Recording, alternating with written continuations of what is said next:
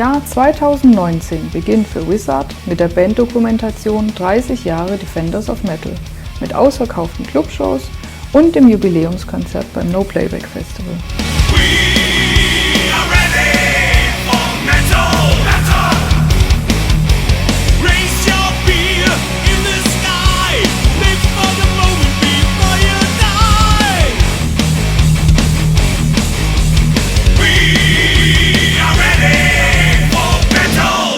Ja, war sehr geil. Ihr habt sehr gute Arbeit geleistet. Ja, hat einfach Spaß gemacht und ja, viel Gänsehaut dabei natürlich auch, ne, wenn man sich die Klamotten so anguckt. Das war schon richtig geil. Vor allem, wenn man merkt, wie viel man eigentlich schon vergessen hat wieder. Ja. Ne? Und wenn man so länger nachdenkt, dann kommt man wieder auf manche Sachen und denkt, ach ja, das war ja auch noch und ach, da hast du ja auch schon gespielt und dies war noch und ja, man denkt da so im normalen Alltag ja nicht drüber nach. Und ich muss ja dabei sagen, ich war ja gar nicht dabei die ganze Zeit, ich kam ja erst 2021 dabei. Und dann muss ich sagen, wo ich das dann gesehen habe, so mit den einzelnen Geschichten, da habe ich gedacht, boah, was Chaoten. Aber da war ich ja noch nicht dabei. Und dann habe ich gesagt, geil, ja geil, aber was voll chaotisch, aber Rock'n'Roll eben, ne? Und dann irgendwann war ja dann der Monument da, wo ich dann da mit reingegangen und da war ich natürlich happy ohne Ende, ist ja klar. Ja, es kann immer schlimmer werden. Ja. Ja, Meinst du jetzt, das Interview war chaotisch oder unser Leben? Nein, das Leben, das Gesamtbiografie, das Gesamtpaket. Genau, das Gesamtpaket war schon Ja, was hast du denn erwartet? spannend. Ja. Okay, zusammen, mal ein älterer Song. Zu Hallo! Da war auf jeden Fall ein sehr geiler Abend. Eine mega geile Party. Von vorn bis hinten.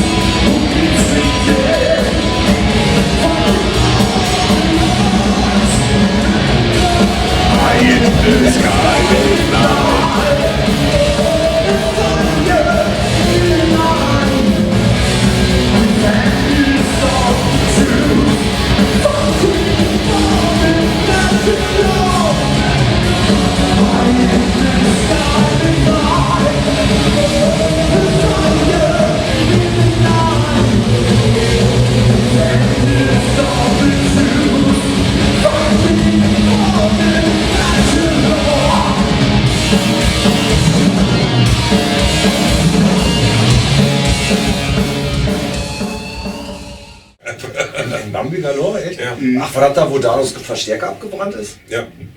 Der hat doch gebrannt, oder was? Hat Ja. der doch, ne? Ja, Hamburg. Das war in Bambi Galore, ja, da in dem kleinen Backstage-Raum. Auf einmal brannte Danos Verstärker. Und sie hat aufgeschraubt, ne? Zu reparieren. Stimmt, haben wir geschafft, den zu reparieren. Ja.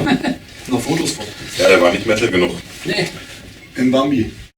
Wo wir den ganzen Bier gesoffen haben in der Kneipe. Ach, ja, Und genau. wo der mit dem Grinsen rauskam, boah, das war so geil, ich hab die ganze Bier gesoffen. Also nicht nur wir, sondern Die komplette- ganzen Leute, die Ja, da waren, ne? also- die haben wir richtig heiß gemacht und da Ja. ging richtig Party ab. Wir hatten nichts mehr zu saufen. Naja,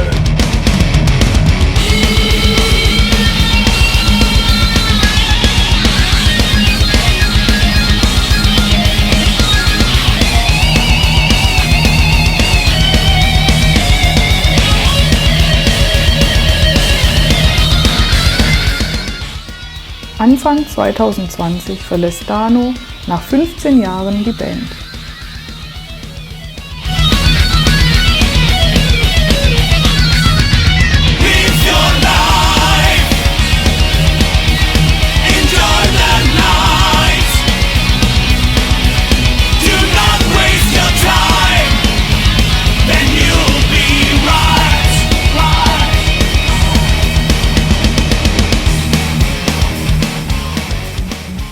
Der gute Dano. Ich liebe Dano immer noch nach wie vor, aber es waren ein paar Sachen, wo man gemerkt hat, der hat irgendwie, war nicht mehr so ganz so mit Leib und Seele bei der Sache. Ich weiß nicht, die Stimmung war irgendwie bei ihm nicht mehr so da, so, er hatte nicht mehr richtig Lust auf Live-Spielen, Studio fand er irgendwie auch doof und Ja, und das ist natürlich dann schwierig, wenn du dann unterwegs bist und hast dann immer einen dabei, der nicht so richtig Bock hat, sag ich mal. Ne? Und ich meine, wir machen die ganze Sache ja auch Spaß.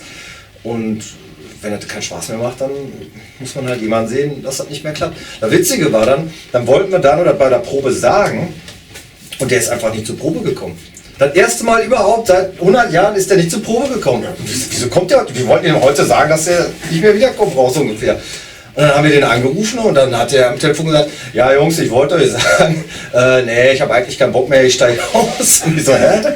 Der hat mir eine SMS geschrieben oder eine WhatsApp geschrieben, er bräuchte mal eine Pause. Ja, irgendwie so genau war das, ja. Ja. Also war das so im gegenseitigen Einverständnis im Endeffekt. Aber wir verstehen uns gut und er macht mit seiner alten Band, Refuge, jetzt wieder Sachen. Ist da auch glücklich, denke ich mal. Und von daher alles gut. Und 3 Seiten, dann kommt noch klar. Hey! Hey! Hey! Hey! Hey! Hey! Hey! Hey!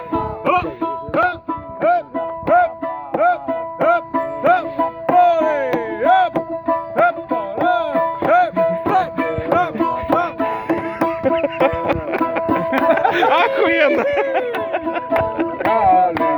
Калинка, калинка моя, в саду ягода, калинка, калинка моя, калинка, калинка, калинка моя.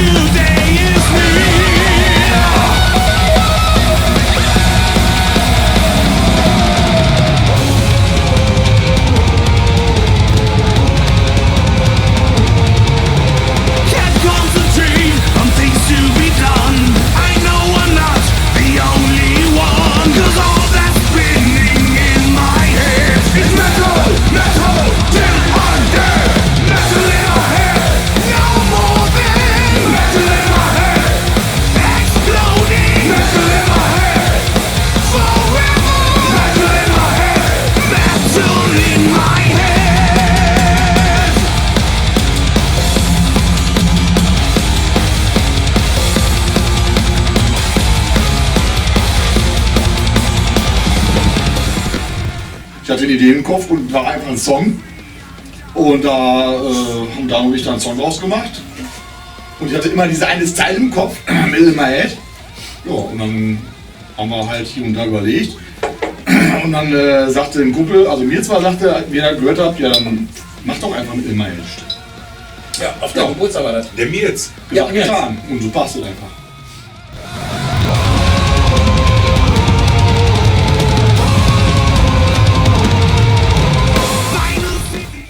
Positiv hat sich ausgewirkt, dass wir Zeit hatten überhaupt dafür. Ne? Keine Konzerte, nicht arbeiten, Homeoffice. Da hast du natürlich viel mehr Zeit. Ne? Und drumherum lief ja auch gar nichts im Endeffekt. Ja, dann kannst du auch dann mal ein bisschen dich hinsetzen und Musik machen. Ne?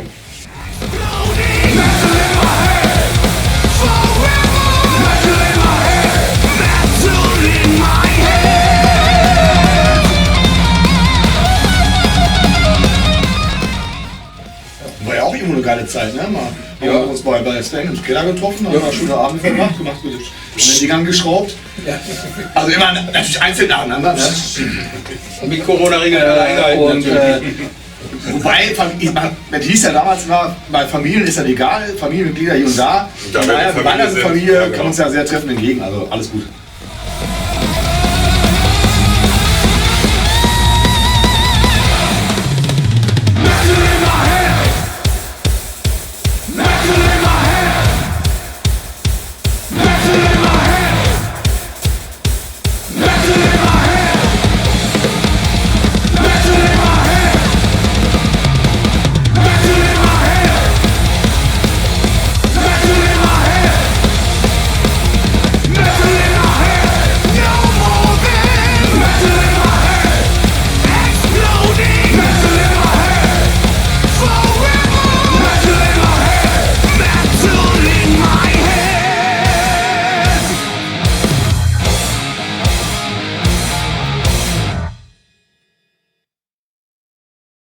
Letztendlich haben wir ja versucht, dieses Feeling, diese 30 Jahre halt komplett in das ganze Album zu packen. Deswegen ja auch so eine Texte wie in 30 Years of Metal, deswegen Metal in my head. Ich sag mal, die meisten Songs drehen sich ja um Metal und halt um das Gefühl, wo wir versuchen es zu beschreiben, warum wir das so geil finden. Wie glücklich wir sind. Ja, wie glücklich man ist, wie wir den Metal sehen. Also das ganze Album strotzt ja so quasi vor Attitüde und vor Metal. Ja. Ne? Und klar, wenn du so ein Lied schreibst wie 30 Years of Metal oder egal was, ich sag mal, die Phrasen sind natürlich immer irgendwo die gleichen, ähnlich, wie Stil und bla bla bla und was weiß ich was, ne? Saufen und Musik und keine Ahnung was. Aber das ist halt unser Leben. Und genau das ist unser Leben. Du hast halt Nicht nur das eine Song, sondern die ganze Platte. We continue the fight until the end. We hold up our weapons and sing our songs. We are proud to be a part of you all. Something that never ends forever. We are bound by thunder and lightning. We never stop.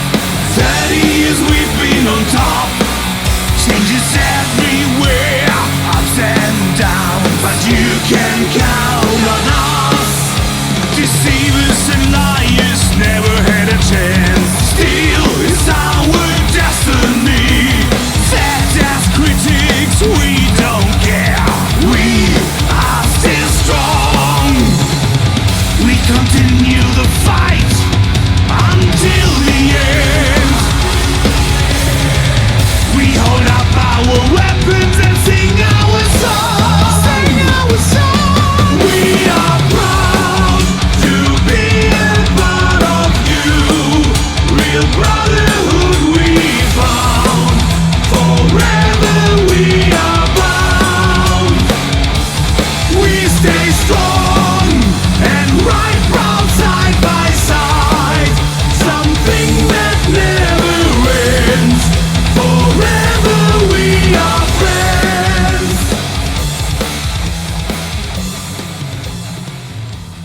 Wenn man so zurückblickt, ist man schon froh, dass man das immer noch macht im Endeffekt. Ne? Ich sag mal, du bist ja in deiner Jugend oder ich war 13, bist du angefangen mit der Band und du hockst jetzt immer noch mit den Fröschen hier rum, ne? Und hast Spaß und das ist doch geil. Ich meine, das hält ja auch irgendwie so ein bisschen innerlich jung im Herzen so, ne? Also ich denke mal, das ist ein Riesenprivileg, dass wir alle so ein geiles Hobby machen dürfen, wonach sich andere die Finger lecken. Also ich habe es heute für mich noch gedacht, ich saß hinten im Auto drin und habe gedacht, das ist einfach eine geile Scheiße. Ne? Da bist du 50, ja, deine Familie hängt zu Hause ab, du hast deinen Job, ja, und du kannst mit den Jungs losfahren, kannst deine Mucke machen und du hast einen richtig geilen Proberaum gekriegt, du hast einen fetten Benz vor der Nase, hängst mit 6 Leuten da drin, da Equipment hinten drin. Was soll noch schief gehen? Also, eigentlich ist das eine geile Story. Das Einzige, was heute noch schief gehen kann, ist, dass ich zu viel trinke. Ja, aber das ist ja, das ist ja selbst dabei. Ne? Aber das ist ja auch nichts Neues, Sven. Das kennen wir ja auch alle. Alles schon da. Also im Großen und Ganzen ist das schon eine geile Sache. Und wie gesagt, da werden andere rattenscharf drauf, das so durchziehen zu können. Vor allen Dingen auch so kontinuierlich. Ja, und wenn man nichts bedeuten würde, würde ich das ja nicht mehr machen heute. Das ist jetzt hier nicht. Ne? Also das ist so eine Freundschaft zwischen uns, sag ich mal halt, über die Jahre gewachsen halt und ich kann mir auch nicht anders vorstellen. Und das ist wirklich ein hohes Gut, sag ich mal, Musik zu machen, dann vielleicht auch Applaus zu ernten, sag ich mal halt, und mit den Jungs loszufahren. Ne? Also das ist wirklich das Geilste, was es gibt und ich kann mir da nichts anderes vorstellen und möchte das auch nicht missen, auch nicht, dass das irgendwie endet. A hero was born. A brother died last night. The magic goes on.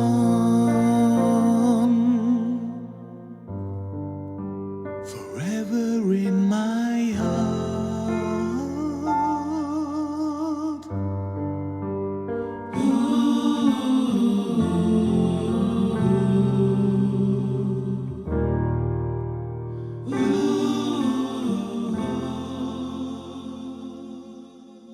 Wir waren irgendwann in Wermelskirchen auf einem Konzert von Bruder Klee und der Arno ist dann irgendwann zu mir gekommen und sagte, Sven, komm mal mit, ich muss dich mal vorstellen. Und dann hat er mich da an die Theke geschlöpft Und sagte, ja, hier, das ist der Macho, da ist der Sven, schönen Abend euch. Und dann habe ich mich nach Macho gesetzt.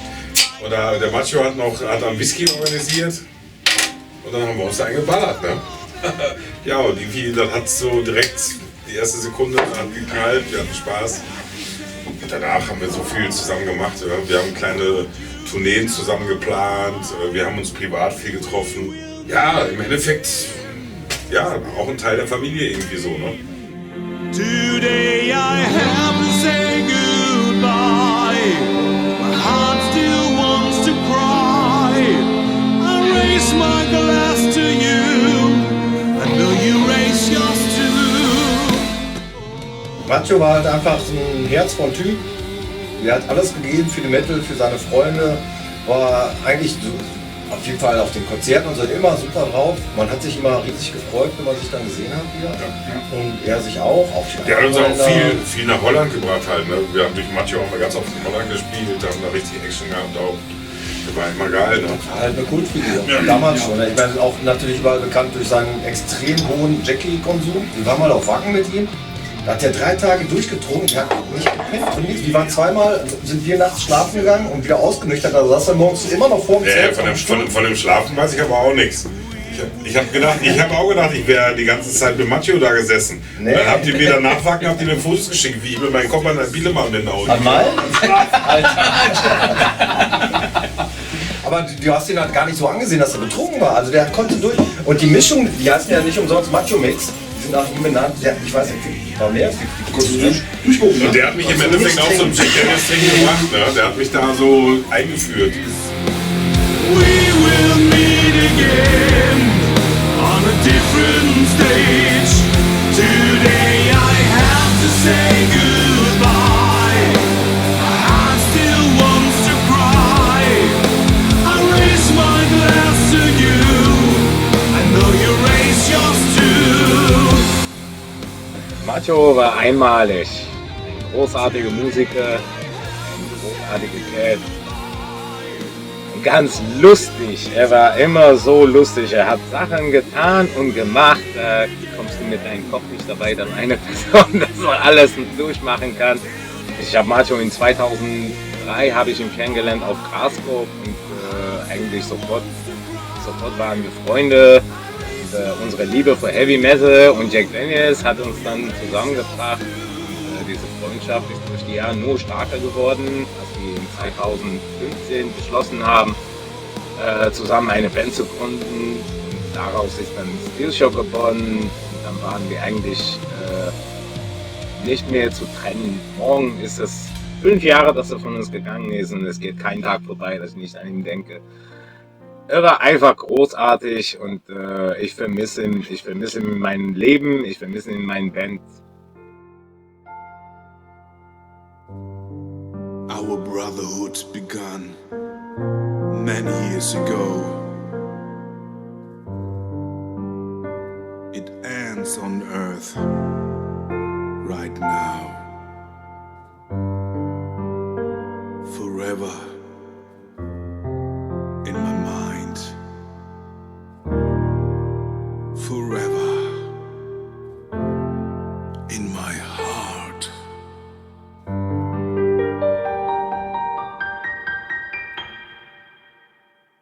Ja, ich kenne Macho Beginn Jahr 80 und wir haben früher mal getroffen, da waren wir Vortex unterwegs. Ja, in den 80er Jahren hat er ja gespielt bei uns im Hohe Werf und da hatte ich ihn lernen kennen wie ein richtiger Heavy Metal Typ und ich spiele dann auch Heavy Metal mit meiner eigenen Band und wir haben viel Zeit zusammen durchgebracht in den Jahren 80er.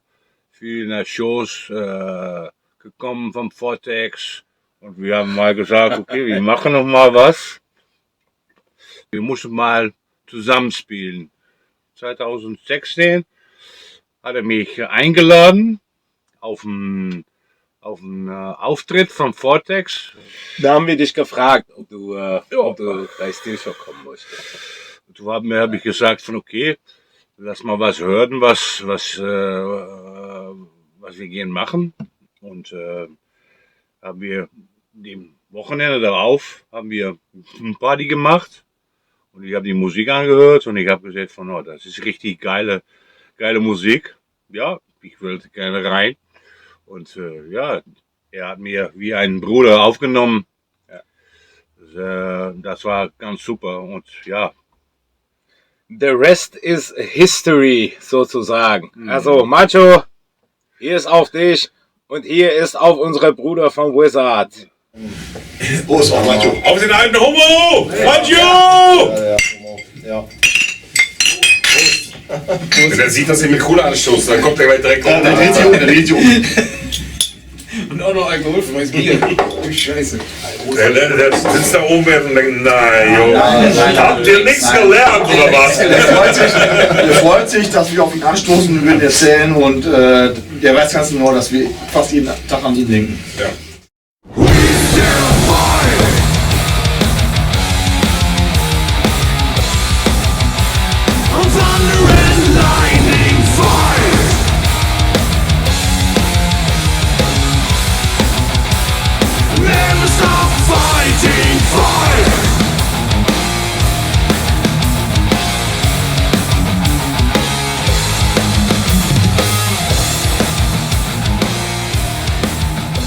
Warum ist Tommy in unserer Welt? Es war folgendermaßen, ich habe das gelesen bei Facebook, dass Dano ausgestiegen ist. Dann habe ich ahnt, denn war ich ja schon 20 Jahre mit auf der Bühne unterwegs, mit Neuner Limits waren wir unterwegs.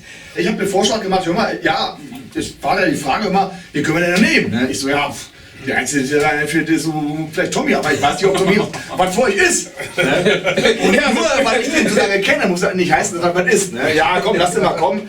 Und ich weiß wohl, ne, habe ich dann so gesagt, ja, wenn der einmal Blut geleckt hat, dann ist er auch so. Dann seid ihr alle am Arsch. Ne? Und auch so war ja. Tommy war eigentlich fest eingefahren in einer Coverband und die konnten den gar nicht entbehren. Und da musste ich ganz viel Überredungskunst anwenden, um ihn da rauszudoktern. Rauszudoktern, ja. Also, ja. Eine Frage, ja, alles klar, läuft. Genau, auf jeden Fall, so ist dann das mehr oder weniger so geschlichen noch niemals. Ja, geschlichen hast du dich. Ich habe dann gelernt, 4 Songs, geschnitten, lernt bitte diese 4 Songs und dann komm einfach vorbei im Proberaum und dann gucken wir mal, wie es passt. Hatte Sven zu mir gesagt, du kannst auf der Bühne mit uns spielen, wenn du das schaffst, in 4 Wochen. Hier sind die Songs, die Setliste. Oder du fährst auf jeden Fall mit. Erwarte keine Hilfe. Um mal erstmal zu gucken, ob die Chemie überhaupt passt. Weil wenn wir jetzt da bis nach Frankreich fahren und wir haben einen Doofmann dann neben uns sitzen und dann passt das irgendwo nicht. Also du fährst auf jeden Fall mit. Ob du dann auf der Bühne stehen möchtest, ja oder nein, musst du selber wissen. War für mich natürlich super Gelegenheit, da habe ich gedacht, doch, ich stehe auf der Bühne. Hat er sich die ersten 4 Monate verstellt, weißt genau, du? Genau. Dann hat er gesagt, komm, du bist jetzt in der Band und plötzlich war er doch ein Doofmann. Nee, da habe ich dann die Setliste geübt und war total happy, dass ich die alle Songs konnte, weil ich war mir schon sicher, wo ich sagte, ich spiele die, obwohl ich da gerade mal 4 Songs konnte.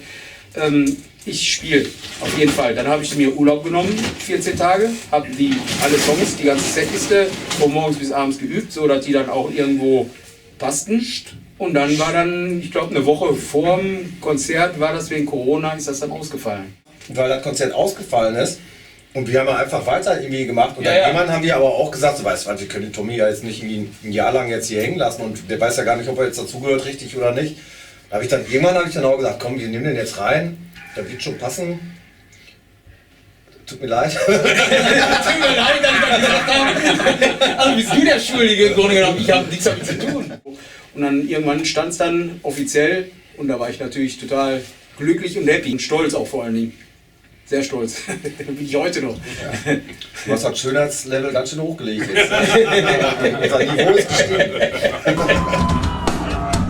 Okay, Leute, seid ihr bei mir?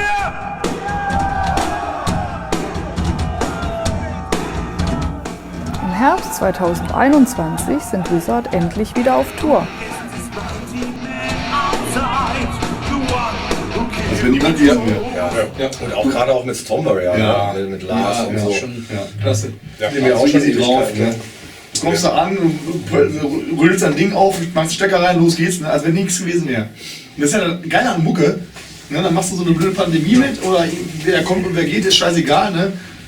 steckst die Klampe an, los geht's. Aber das ist ja auch das Zwischenmenschliche, wenn dann halt passt mit den Bands, sag ich mal, dann merkst du sofort diese Wellenlänge halt, mit Majesty oder mit Martio und Stormwarrior auch. Ja, Stormwarrior, dann passt das zwischenmenschlich, dann läuft auch alles, dann ist es angenehm, dann ist es halt schön. War schon wirklich echt cool mit Stormwarrior da die Shows zu machen. Beim No Playback Festival 2022 wird Sven der straffe Zeitplan zum Verhängnis. Wo du kacken warst und wir sind schon... Intro lief ja schon. Intro lief schon, Sven war noch nicht da. Ich war aber nicht kacken, war nur pinkeln. Ach so, okay. Ja. Ja, weiß ich doch nicht. Da bist du auf Klo und da hörst du durch deine Ohrenstöpsel, und dein Intro läuft. Was stimmt damit nicht? Ich habe vorher gesagt, ich gehe auf Klo, ne? Zack. Ja, ich wusste auch nicht, was mache ich? Soll ich jetzt anzählen oder nicht? Ja klar, spiel doch ohne Sänger. Kein Problem. Ich hätte ja schon Backstage einen Saufen gehen können. Du singst ja nicht sofort los. Du musst das ist ein Stress. Lass mich doch mal in Ruhe pinkeln. Dann kommt er jetzt auf 5 Minuten noch nicht drauf an. Ich hab das nicht angemacht. Keine Ahnung. Ja, nächstes Mal müsst ihr sagen, Jungs, der Sänger ist doch Pipi machen.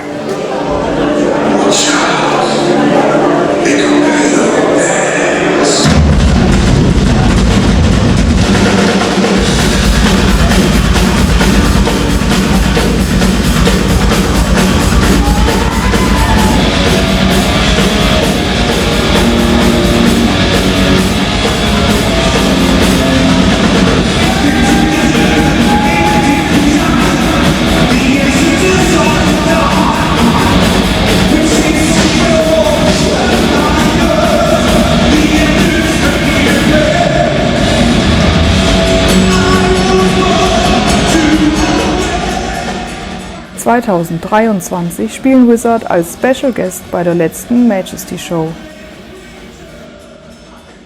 Mit den alten Songs von Majesty, da verbindet man so viel, so geile Partys und auch Freundschaften und wir haben so viel zusammen gemacht und dann hat halt super gepasst und die Musik ist ja auch richtig geil, sag ich mal, also die alten Klassiker. Da kannst du halt super drauf Party machen und alles. Und also wo sie die gespielt haben, ich hatte schon so ein kleines Drehtchen im Auge, muss ich sagen. Im Endeffekt waren wir ja da, wo das erste Konzert von Majesty stattgefunden hat. Und jetzt waren wir dann aber auch da zum Tschüss sagen, weißt du? Und das fand ich irgendwie, das war einfach geil. Also das hat gepasst. Ja. Also wir haben uns ja zwischendurch auch ganz oft dann gesehen und haben Dinge zusammen gemacht. Und ja, also eigentlich so. Ich habe mich da so ein bisschen geehrt gefühlt, kann man das sagen. Ich fand das schon irgendwo, weil, wie gesagt, wir haben echt gute Zeit mit denen erlebt, lange Zeiten halt. Und dass wir dann da spielen durften, fand ich toll. Am nächsten Tag wollten sie gemeinsam beim No Playback Festival Party machen. Allerdings kamen nur 4 von 5 Bandmitgliedern dort an.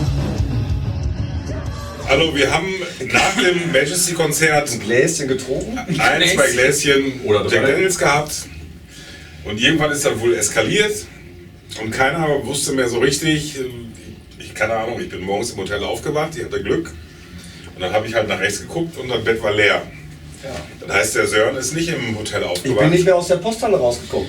Weil der Vollidiot nicht mehr aus der Halle rausgekommen ist, weil er zu voll war, um den Ausgang zu finden. Dann ist er da irgendwo aus dem Fenster gesprungen, über den Bahnschienen und dann hat er, da geht die Bahnschiene jetzt entlang und dann saß er irgendwann da am Bahnhof, hatte einen dicken Hals, weil wir ihn angeblich alleine gelassen haben. Wahrscheinlich waren wir noch in der Posthalle drin und hat er noch nicht geschnallt, weil er so voll war. Ja, und ich habe ja auch keinen erreicht.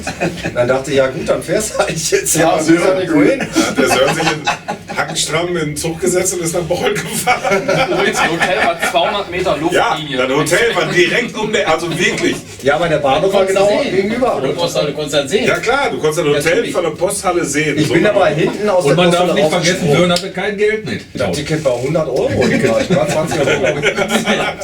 Das ist schade, dass es nicht mehr war. Ich bin sogar bis Wuppertal erst gefahren. Und dann bin ich nachher von Oberhausen mit dem Bus, Schienenersatzverkehr über der Autobahn gefahren. Vorne stand ich neben dem Fahrer, so über der Autobahn. Ja, es tat mir sehr leid, weil ich ja auch gerne da gewesen bin. Ja, war auch traurig für dich, weil wir hatten noch eine schöne Party beim No Playback Festival. Ja, auf jeden Fall. Ja, was willst du machen? Das sind halt die Storys, die passieren. Das ist unser Leben. Das kann aber eigentlich nur bei Wizard passieren. Ja.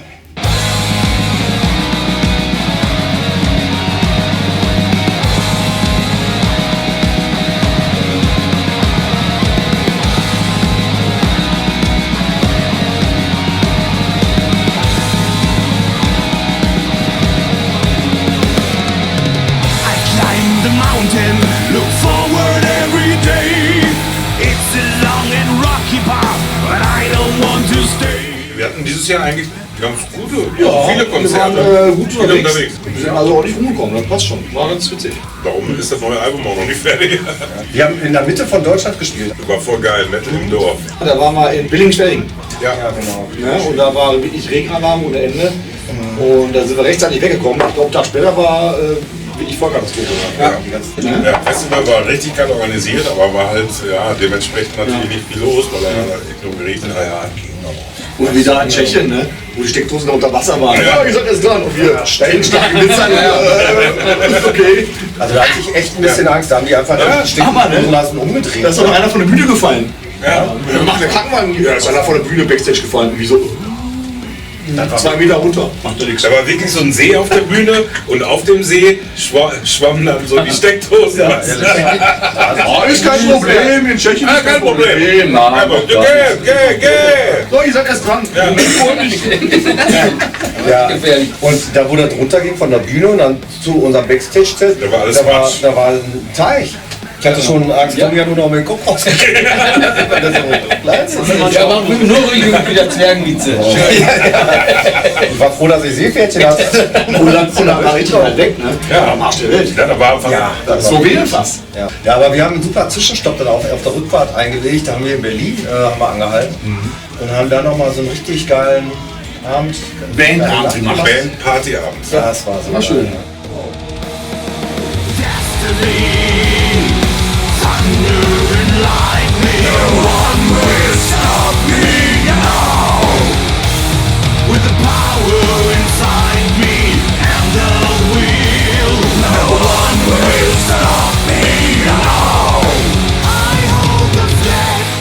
Memphis war, wie gesagt, auch schön, wo die Bekloppte aus Japan da angekommen ist. Ne? Da ist ein Mädel extra aus Japan rübergeflogen. Und dann war die da in der Zeitung, dick mit Foto und alles. Und da stand fett drauf, extra wegen Wizard kommt Fan aus Japan. Ne?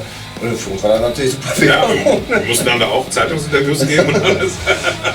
Die war echt krass. Ja, richtig haben wir die getroffen, hatte mich in den Arm genommen und einfach am Heulen gewesen. Ne? Das war so geil.